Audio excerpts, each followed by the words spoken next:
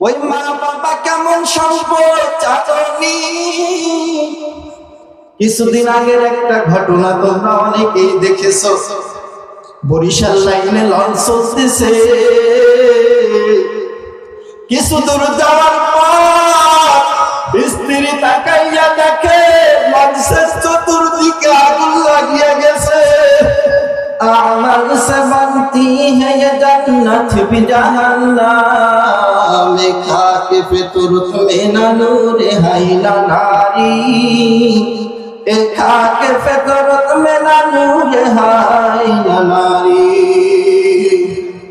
দয়াময় আল্লাহ পাক রব্বুল আলামিনের দরবারে লাখ কোটি শুকর ও সুজুদ যে মহান রব্বুল আলামিন আমাদেরকে কোরআনের বাগানে আসার জন্য বসার জন্য তৌফিক দিয়েছেন, এজন্য শুকর আদায় করে আলহামদুলিল্লাহ। লক্ষ কোটি দরুদ মুহাম্মদুর রাসূলুল্লাহ সাল্লাল্লাহু আলাইহি ওয়াসাল্লামের উপর। সর্বোপরি শুকর যারা আজকে এই মাহফিলে আয়োজন করেছেন, কষ্ট করে মেহনত করে উপস্থিত হয়ে টাকা পয়সা দিয়ে সহযোগিতার হাতকে বাড়িয়েছেন, আল্লাহ তাআলা সবার খেদমতকে কবুল করেন। আমার সময় খুবই কম, আমি আপনাদের সামনে আল্লাহ তাআলা কালামুল্লাহ শরীফ থেকে একটা আয়াত তেলাওয়াত করেছি, রাসূলের অসংখ্য হাদিস থেকে একটা হাদিস পেশ করেছি।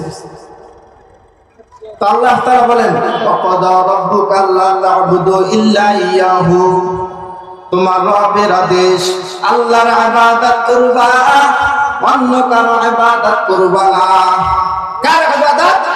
একমাত্র আল্লাহর ইবাদত করবা, অন্য কারো ইবাদত করবা না। রহমতের নবী বলেন, লা তাআতা লিমাখলুকিন ফি মাসিয়াতিল খালিক, আল্লাহর ইবাদত ব্যতীত ভিন্ন মাখলুকের ইবাদত করাই হলো হারাম, আল্লাহর ইবাদত ব্যতীত ভিন্ন জিনিসের ইবাদত করাই হলো হারাম। ইবাদত চলবে কার? দুনিয়ার কোন বান্দার ইবাদত চলবে না, কোন নেতার ইবাদত চলবে না, কোন প্রধানমন্ত্রীর ইবাদত চলবে না, কোন ইমাম সাহেবের ইবাদত চলবে না, কোন মাস্টার সাহেবের ইবাদত চলবে না, কোন সভাপতির ইবাদত চলবে না। ইবাদত চলবে একমাত্র আমার আল্লাহর, এছাড়া অন্য কারো ইবাদত চলবে না। ইবাদত চলবে একমাত্র আল্লাহ। আমার সময় খুবই কম, তো এজন্য আমি তাড়াতাড়ি আগানোর চেষ্টা করছি। এরপরে ইনশাআল্লাহ তাআলা বলতেছেন, এরে বান্দা, তুই যে দুনিয়া আসলি, আমি আল্লাহর শুকর আদায় তো করবি, এই জন্যই তো তোকে পাঠাইছি। তবে তুই তোর মা বাবার শুকর আদায় করিস, কারণ বান্দা দুনিয়ায় আসার জন্য তোর মা বাবার বড় অবদান আছে। তোর মা বাবার শুকর আদায় করবি। ওয়াবিল ওয়ালিদাইনি ইহসানা, ইহসান করো। কাপড়ের প্রয়োজন হয় কাপড় দাও, খানার প্রয়োজন হয় খানা দাও, সেবার প্রয়োজন হয় সেবা দাও। বান্দা যা যা লাগবে তুই সব তোর মা বাবাকে দে। ওই মা বাবা কেমন সম্পদ চাচনি। কিছুদিন আগের একটা ঘটনা তোমরা অনেকেই দেখেছো। বরিশাল লাইনে লঞ্চ চলতেছে, কিছু দূর যাওয়ার পর স্ত্রী তাকাইয়া দেখে লঞ্চের চতুর্দিকে আগুন লাগিয়ে গেছে। স্ত্রী স্বামীকে ডাক দিয়া বলে, স্বামী চলো একটু ছাদে যাই। স্বামীকে ছাদে নিয়া পা দুটো জড়াইয়া কয়, রে স্বামী,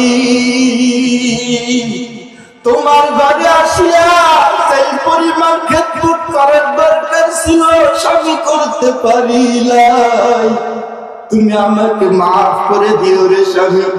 আমাদের যে সন্তানটা আছে, এই সন্তানটাকে তুমি হাফেজে কোরআন বানাইবা, এই সন্তানটাকে তুমি ইসলামী শিক্ষায় শিক্ষিত করবা।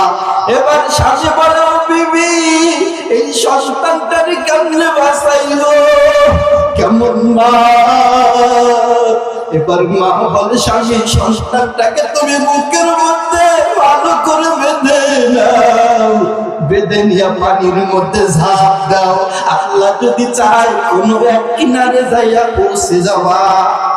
আল্লাহর বান্দা এবার সন্তানটাকে বুকের মধ্যে বেঁধে পানির মধ্যে ঝাঁপ দিয়া দিলেন। আল্লাহর বান্দা সন্তানকে নিয়ে সাঁতরাইতেছে। কিছু দূর যাওয়ার পর আল্লাহর বান্দা হয়রান হয়ে গেল। মনে হয় সন্তানটাকে ছেড়ে দে, আবার ছেড়ে দেয় না কারো। তার স্ত্রী ওই লঞ্চের মধ্যে আগুনে পুড়িয়া মরতেছে। আল্লাহর বান্দা সন্তানটাকে আবার বুকে জড়াই গেলাম, এমন এক হালাত। তারপরেও বাবা সন্তানকে ছাড়ে না। সন্তানের জন্য মা লঞ্চের মধ্যে আগুনে পুড়তেছে, আর বাবা এই কষ্টের মধ্যে সন্তানকে বাঁচানোর চেষ্টা করতেছে। ও সানিয়া জানের মুসলমান, তোমরা মা বাবাকে কষ্ট দাও আর মা বাবার কাঁদাইও না। ওই মা বাবাকে কষ্ট দিয়ে তুমি কোনদিন দামি হইতে পারবা না রে। ওরে আল্লাহর বান্দা, দুনিয়ার জমিনে যাদের সম্মানী ব্যক্তি দেখো, তাদের কাছে যাইয়া বলিও ভাই এত বড় হইলা কেমনে? আল্লাহর বান্দা বলবে আমি মা বাবার বড় দোয়া পাইছি, এই জন্য বড় হয়েছি। আজকে আমি এই জায়গায় কথা বলতেছি, আমার কোনো অহংকার না, আমার কোনো গর্বের বিষয় না। কিছুদিন আগে মা বাবা আমার মাথায় হাত রাখিয়া দোয়া করেছে, সন্তান আল্লাহ যেন তোকে দিনের খাদেম বানায়। এই জন্য মা বাবাকে ভুলিয়া যাইও না, মা বাবার শুকর আদায় করবা। মা বাবার শুকর আদায় যদি না করো, সাহাবী আলকামার মতো ঘটনা তোমার হয়ে যাইতে পারে। আল্লাহর নবীর সাহাবী কত বড় দলিল কদর সাহাবী, মরণের আগে মুখে কালিমা জারি হয় না। যখন মা বেয়াদবি মাফ করে দিয়েছে, তখন তার মুখ দ্বারা কালিমা জারি হয়েছে। এই জন্য মা বাবার সাথে বেয়াদবি করবা না। আল্লাহ শিখায় দেয়, বান্দা তোর মা বাবার সাথে কেমনে ব্যবহার করবি, কেমনে কথা বলবি।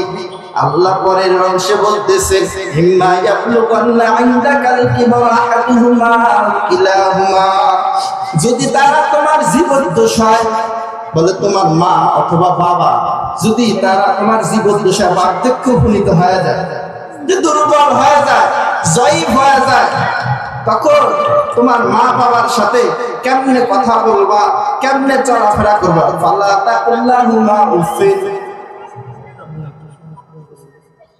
ফালা তাকুল্লাহুমা উফিন, যে এমন ভাবে কথা বলিও না যার দ্বারা তোমার মা বাবা কষ্ট পায়। এমন কথা বলিও না, এমন আচরণ করিও না যার দ্বারা তোমার মা বাবা কষ্ট পায়। ফালা তানহারহুমা, এবং ধমক দিও না।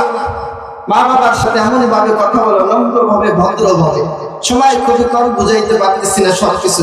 আল্লাহ পরের অংশ বলতেছেন, তো এইভাবে যদি কথা না বলি কিভাবে বলবেন? আল্লাহ বলেছেন, আল্লাহুম্মা কাওলান কারীমা, সম্মান দেখিয়ে কথা বলবি বান্দা বান্দি, সম্মান দেখিয়ে কথা বলবি, আদবের সাথে কথা বলবি, ইজ্জতের সাথে কথা বলবি, বেয়াদবির মতো করবি না। আমার বাংলাদেশে এমন কোন থানা নাই সেই থানার মধ্যে মা বাবা সন্তানের বিরুদ্ধে, সন্তান মা বাবার বিরুদ্ধে মামলা নাই।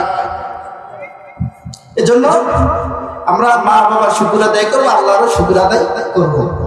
তো আমার সময় খুবই কম, মেহমান হুজুর চলে আসছেন, আপনারা দেখতেছেন হুজুরকে বসিয়ে রাখা, কথা বলা বেয়াদবি।